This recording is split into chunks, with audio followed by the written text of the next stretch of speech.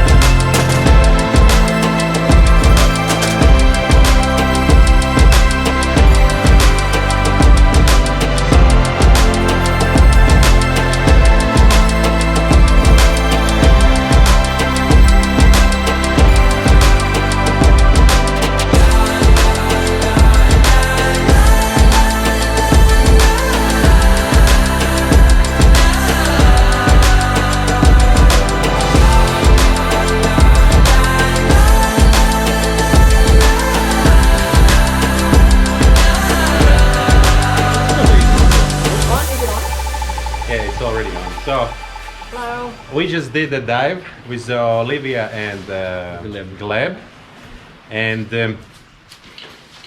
I don't know how when to they swim. came this morning, Olivia told me that she is not diving.